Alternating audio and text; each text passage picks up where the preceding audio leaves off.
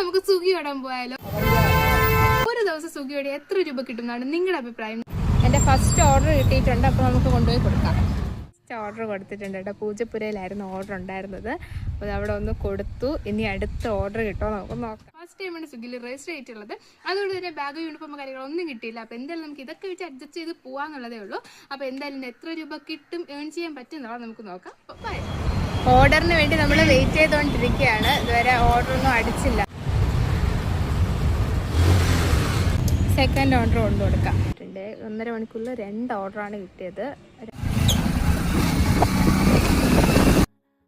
Order എടുക്കാൻ വേണ്ടിയിട്ട് വന്നേക്കാണേ. Home food എന്ന് പറഞ്ഞിട്ടുള്ള അടുത്താണ് വന്നേക്കുന്നത് കേട്ടോ. 4ാമത്തെ ഓർഡർ.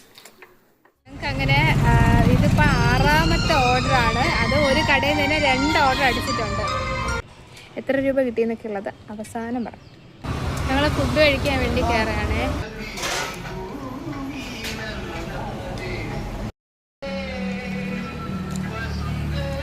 അങ്ങനെ സ്വിഗ്ഗിയൊക്കെ ഓട്ട് ഇതാ വീട്ടിലെത്തിയിട്ടുണ്ട്.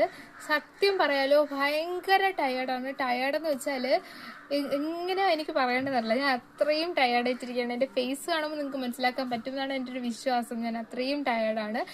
ശാസ്തമംഗലം, തമ്പാനൂര് ഈ ഒരു ഏരിയ ആയിരുന്നു ഇങ്ങനെ കറങ്ങി എനിക്ക് സൊമാറ്റോ ഒന്നും ഞാൻ ഓട്ടില്ല. ആദ്യമായിട്ടാണ് ഇങ്ങനത്തെ ഒരു ഫുഡ് ഡെലിവറി തന്നെ ഞാൻ ചെയ്യാൻ പോയിട്ടുണ്ടായിരുന്നു കേട്ടോ. അപ്പോൾ അത് ഭയങ്കര ഒരു പുതിയൊരു എക്സ്പീരിയൻസ് ആണ്. നമ്മൾ ആ ഒരു ജോലി ചെയ്താൽ മാത്രമേ അതിൻ്റെ ബുദ്ധിമുട്ട് എത്രത്തോളം നമുക്ക് മനസ്സിലാക്കാൻ പറ്റുള്ളൂ. വലിയ രീതിയിൽ ലാഭമൊന്നും കിട്ടുന്നില്ല എന്നുള്ളതാണ് സത്യാവസ്ഥ. എനിക്ക് 8 മണിക്കൂറൊക്കെ ഇന്ന് നിൽക്കണമെന്ന് നല്ല ആഗ്രഹം ഉണ്ടായിരുന്നു കേട്ടോ, സത്യം പറയുകയാണെങ്കിൽ.